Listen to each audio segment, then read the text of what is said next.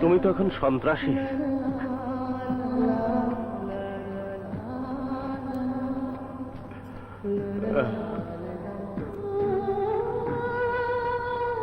তোমার কাছে নিশ্চয়ই অবৈধ অস্ত্র আছে। ভালো হয় তুমি যদি আমাকে একটা গুলি করো, একেবারে এখানে, তাহলে সব জ্বালা যন্ত্রণা থেকে মুক্তি পাবো।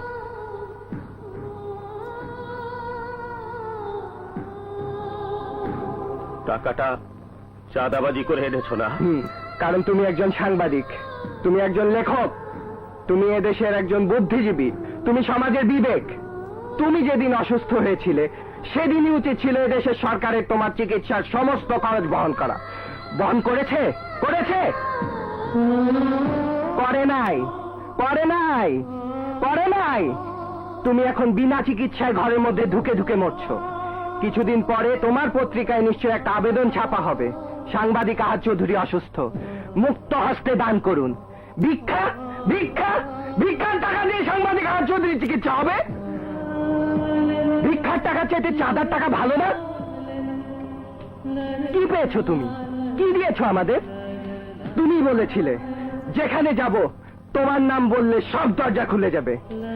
তোমার নাম বলেছিলাম বলে সেদিন পুলিশ আমাকে নির্মম ভাবে পিটিয়েছিল। আমি জীবনেও সে মারের কথা ভুলতে পারবো না আব্বা, জীবনেও ভুলতে পারবো না। আহাদ চৌধুরীর ছেলে না হলে আমার জীবনের এই পরিণতি হতো না আব্বা। আমি একটা কথা ভেবে অবাক হচ্ছি, তুমি কিভাবে ভাবতে পারলে সাংবাদিক আহাদ চৌধুরীর চিকিৎসা হবে চাঁদার টাকায়? আব্বা, আপাতত এটা রাখো, চিকিৎসা হও, ভালো হও, ভালো হলে না হয় টাকাটা ফেরত দিয়ে দিও। মারুফ, আর একটা কথাও বলবে না। মারুফ, চলে যাও এখান থেকে, আর কোনদিন এ বাসায় আসবে না। তুমি আমার ছেলে, এটা আমার জন্য লজ্জা, এটা আমার জন্য ঘৃণা। তোমার জন্য আজ আমি এইখানে দাঁড়িয়ে থাপ্পড় খেয়েছি। তোমার জন্য আজ সময় দিয়ে গেছে। তুমি যদি তাদের সাথে আজকের মধ্যে দেখা না করো, তাহলে তোমার এই বোনটাকে তুলে নিয়ে যাবে। টাকা আমাকে নয়, ওদেরকে ফেরত দিয়ে অন্তত বোনটার ইজ্জত রক্ষা করো। বুবু, কে এসেছিল? কাবিলা নাম করে একটা লোক, মনে হলো একটা মাস্তান। কাবিলা, কাবিলা।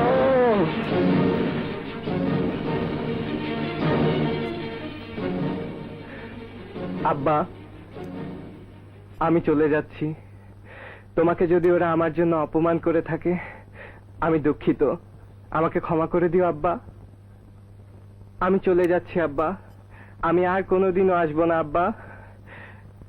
শেষ দিন একটা অনুরোধ করব আব্বা, রাখবে আব্বা? একটা অনুরোধ, প্রতিদিন ঘর থেকে বের হওয়ার সময় তুমি আমার কপালে একটা চুমু দিতে। আব্বা, কপালে একটা চুমু দাও, লাস্ট কিস আব্বা, একটা চুমা। মুখটা ফিরিয়ে নিও না, একটা চুমা আব্বা, লাস্ট কিস।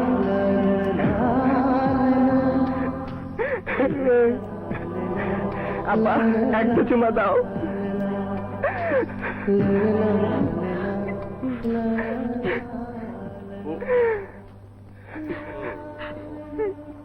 আব্বা দাও, আব্বা দাও।